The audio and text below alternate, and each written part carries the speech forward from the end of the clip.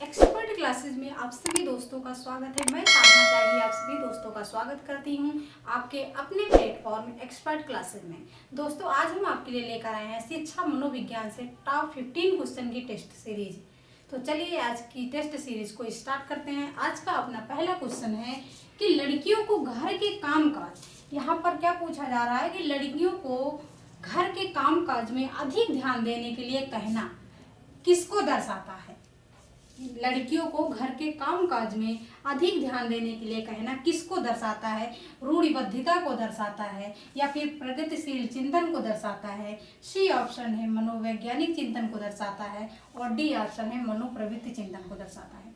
तो लड़कियों को घर के काम काज में यहाँ पर किसकी बात की जा रही है, तो लैंगिक पूर्वाग्रह की बात की जा रही है।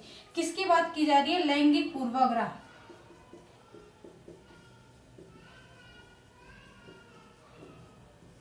लैंगिक पूर्वाग्रह की बात की जा रही है। जहां पर ऐसे क्वेश्चंस पूछे जाते हैं वहां पर लैंगिक पूर्वाग्रह की बात की जा रही है। तो रूढ़िबद्धता को दर्शाता है। किसको दर्शाता है, तो रूढ़िबद्धता को दर्शाता है। तो क्वेश्चन नंबर फर्स्ट का ऑप्शन नंबर ए राइट हो जाएगा। ए क्वेश्चन हर बार एग्जाम में 1 से 2 क्वेश्चन लैंगिक पूर्वाग्रह से पूछा जाता है, तो ये तो आपको पढ़ना ही पड़ेगा। क्वेश्चन नंबर दूसरा है कि टर्मन के अनुसार, किसके अनुसार, टर्मन के अनुसार प्रतिभाशाली बालकों की बुद्धि लब्धि होती है। तो टर्मन के अनुसार प्रतिभाशाली बालकों की बुद्धि लब्धि कितनी होती है, 110 से 120 होती है या फिर 140 से अधिक होती है। सी ऑप्शन है 10 से 30 होती है और डी ऑप्शन है 80 से 90 होती है। तो टर्मन के अनुसार प्रतिभाशाली बालकों की जो बुद्धि लब्धि होती है वो होती है 140 से अधिक। 140 से अधिक होती है टर्मन के अनुसार प्रतिभाशाली बालकों की बुद्धि लब्धि।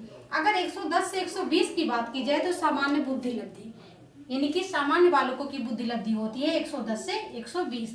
तो यहाँ पर क्वेश्चन नंबर सेकंड का ऑप्शन नंबर बी राइट हो जाएगा, 140 से अधिक।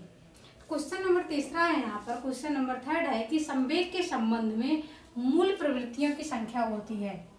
तो मूल प्रवृत्तियां कितनी होती हैं, संवेग के संबंध में मूल प्रवृत्तियों की संख्या कितनी होती है।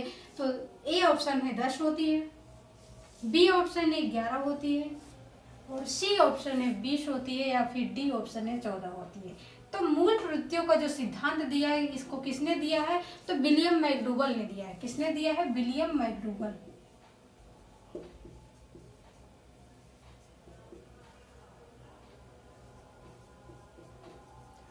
विलियम मैकडूगल द्वारा मूल प्रवृत्तियों की संख्या है 14। अब मूल प्रवृत्तियों का संबंध किससे है, तो संवेग से है। किससे है, संवेग से है। मूल प्रवृत्तियों की संख्या 14 है। मूल प्रवृत्तियों का संबंध किससे है, संवेग से है। इसको किसने दिया है, तो विलियम मैकडूगल ने दिया है। और संवेग का संबंध किससे है, तो संवेग का संबंध भी किससे है, मूल प्रवृत्तियों से है। क्लियर हो गया होगा। तो क्वेश्चन नंबर थर्ड का ऑप्शन नंबर डी राइट हो जाता है कि मूल प्रवृत्तियां कितनी है, तो 14 मूल प्रवृत्तियां हैं। अब क्वेश्चन नंबर 4 है यहाँ पे कि अभिक्षमता परीक्षण कितने प्रकार का होता है। क्या पूछ रहा है कि अभिक्षमता परीक्षण कितने प्रकार का होता है। तो ए ऑप्शन है 2 प्रकार का होता है, बी ऑप्शन है 3 प्रकार का होता है और सी ऑप्शन है 4 प्रकार का होता है, डी ऑप्शन है कि 5 प्रकार का होता है। तो अभिक्षमता परीक्षण जो होता है वो होता है 3 प्रकार का। कितने प्रकार का होता है, 3 प्रकार का। पहला क्या होता है, सामान्य अभिक्षमता परीक्षण।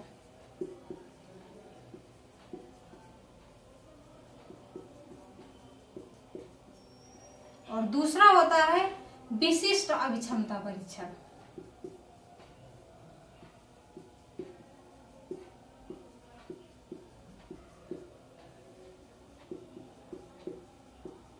और तीसरा होता है विभेदक अभिक्षमता परीक्षण। तीसरा क्या होता है, विभेदक अभिक्षमता परीक्षण।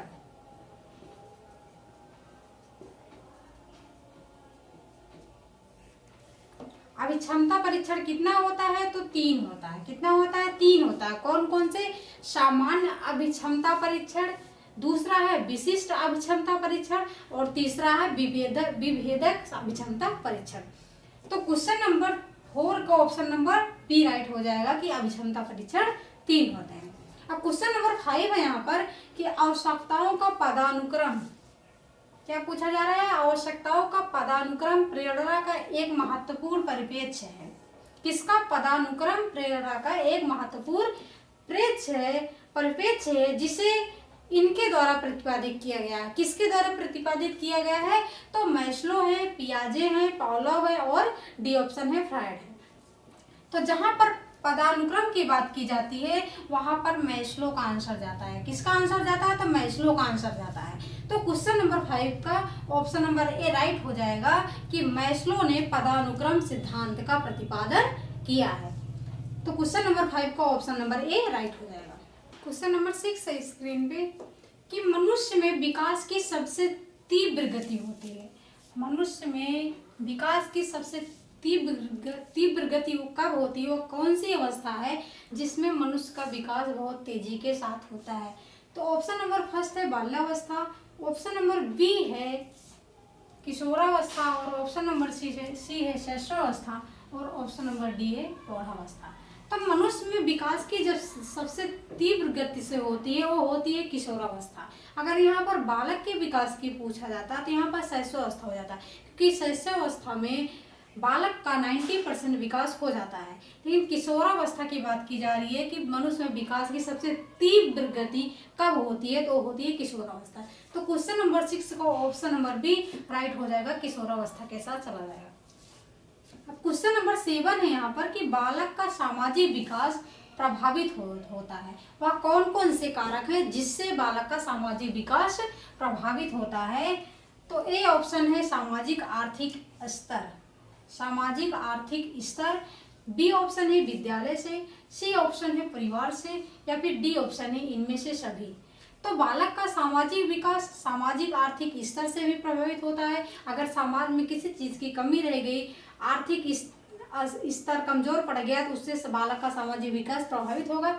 विद्यालय से भी होगा और सी ऑप्शन है परिवार से भी होगा। अगर परिवार में सामाजिक विकास उसका, अगर परिवार में सभी लोग लड़ झगड़ रहे हैं तो बालक का विकास उससे भी प्रभावित होगा। और इनमें से सभी, यानी कि इनमें से सभी बालक के विकास के लिए कारक हैं।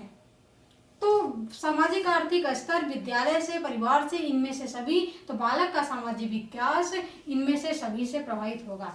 कि विद्यालय में अगर अच्छे शिक्षक नहीं मिलते, अगर पढ़ने की सुविधा बालक को नहीं मिलती है तो उससे भी बालक का विकास रुक सकता है, उससे भी प्रभावित होगा। सामाजिक आर्थिक समाज से भी प्रभावित होगा। समाज में बहुत सारी कुरीतियां हैं जिससे कि बालक का विकास प्रभावित होगा। परिवार से होगा और इनमें से सभी, यानी कि यहाँ पर जितने भी ऑप्शन है इसमें से सभी से बालक का विकास प्रभावित होगा। तो ऑप्शन नंबर डी के साथ चला जाएगा क्वेश्चन नंबर 7। अब क्वेश्चन नंबर 8 है यहाँ पर कि विकासात्मक कार्य, यहाँ पर क्या पूछा जा रहा है कि विकासात्मक कार्य के संप्रत्यय के प्रतिपादक हैं हॉलिंगवर्थ हैं, हेविघस्ट हैं या फिर जीन पियाजे हैं या फिर स्टैनले हॉल हैं। तो यहाँ पर विकासात्मक सिद्धांत की बात नहीं की जा रही, यहाँ पर विकासात्मक कार्य की बात की जा रही है। 80% बच्चे जीन पियाजे को लगा के चले जाएंगे कि विकासात्मक सिद्धांत की बात की जाए, लेकिन यहाँ पर विकासात्मक कार्य की बात की जा रही है कि विकासात्मक कार्य के संप्रत्यय के प्रतिपादक कौन है। तो यहाँ पर बी ऑप्शन राइट हो जाएगा, हेविघस्ट के साथ चला जाएगा। क्लियर हो गया होगा कि हेविघस्ट ने विकासात्मक कार्य के संप्रत्यय का प्रतिपादन किया है। क्वेश्चन नंबर 9 है यहाँ पर कि बालक के व्यक्तिगत अध्ययन की मनोवैज्ञानिक विधि है। किसकी व्यक्तिगत अध्ययन की मनोवैज्ञानिक विधि है? वह कौन सी विधि है जिसमें बालक का व्यक्तिगत अध्ययन होता है?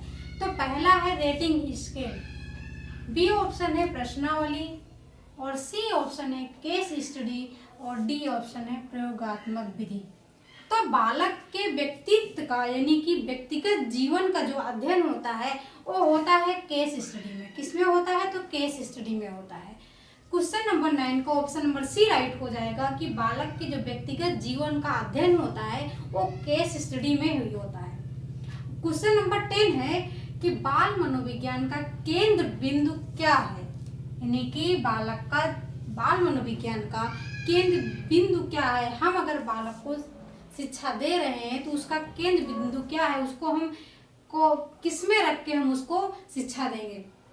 तो पहला है अच्छा शिक्षा, बी ऑप्शन है बालक और सी ऑप्शन है शिक्षण प्रक्रिया, डी ऑप्शन है विद्यालय। ए ऑप्शन है अच्छा शिक्षण, ठीक है, अच्छा शिक्षण होना चाहिए।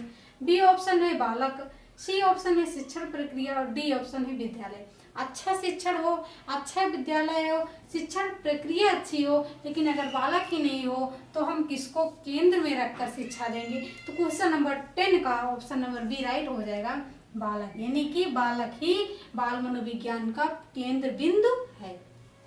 क्वेश्चन नंबर 11 है कि विकास एक प्रक्रिया है। विकास एक प्रक्रिया है, लेकिन कैसी प्रक्रिया है? तो विकास एक खंडित प्रक्रिया है, विकास निरंतर चलने वाली प्रक्रिया है, विकास पूर्ण प्रक्रिया है या फिर विकास अपूर्ण है। तो विकास की जब बात की जाती है तो विकास निरंतर चलने वाली प्रक्रिया है।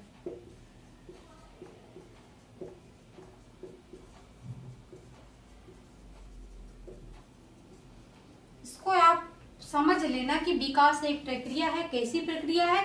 तो विकास एक निरंतर चलने वाली प्रक्रिया है, क्योंकि विकास कभी रुकती नहीं है, आजीवन चलती रहती है। क्वेश्चन नंबर 12 है यहाँ पर कि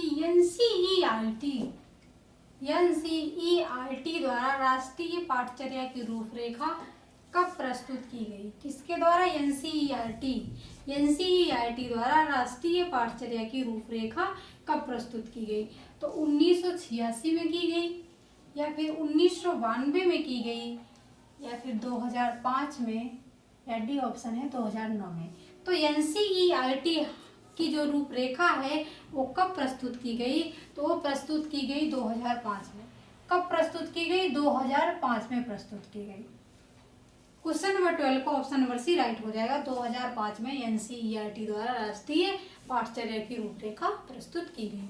अब क्वेश्चन नंबर 13 है कि समस्यात्मक बालक हैं।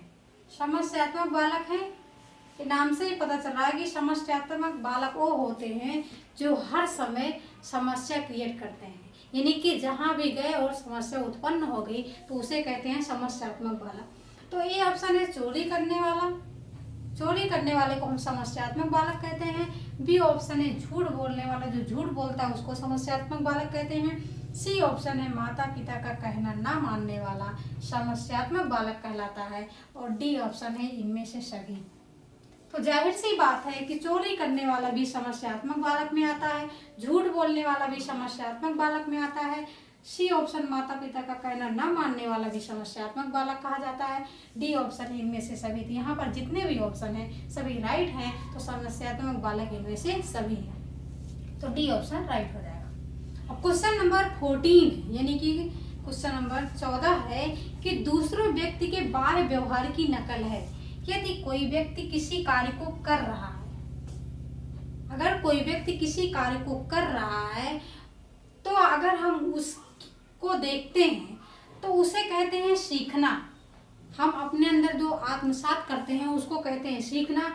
बी कहते हैं अनुकरण करना, सी कहते हैं कल्पना करना, या डी कहते हैं चिंतन करना। यदि कोई व्यक्ति किसी कार्य को कर रहा है तो हम उसको सीखेंगे।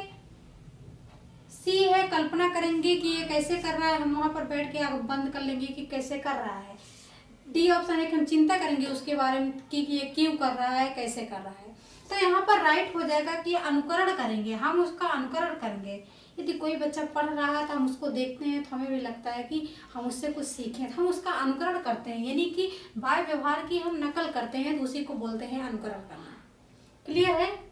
क्वेश्चन नंबर 15 है कि शर्म तथा गर्व जैसी भावना का विकास कब होता है? वह कौन सी अवस्था है जिसमें शर्म तथा गर्व जैसी भावना का विकास हो जाता है बालक में? तो पहला ऑप्शन है शैशवावस्था है वो अवस्था, बी ऑप्शन है बाल्यावस्था है, और सी ऑप्शन है किशोरावस्था है, या डी ऑप्शन है प्रौढ़ावस्था है। तो शर्म तथा गर्व जैसी भावना का विकास होता है बाल्यावस्था में। अब बाल्यावस्था की अवधि क्या होती है? तो बाल्यावस्था की अवधि होती है 6 से 12 वर्ष की आयु को बाल्यावस्था का काल कहा जाता है। तो शर्म तथा गर्व जैसी भावना का विकास होता है 6 से 12 वर्ष में, यानी कि बाल्यावस्था में। तो क्वेश्चन नंबर 15 का ऑप्शन नंबर बी राइट हो जाता है बाल्यावस्था।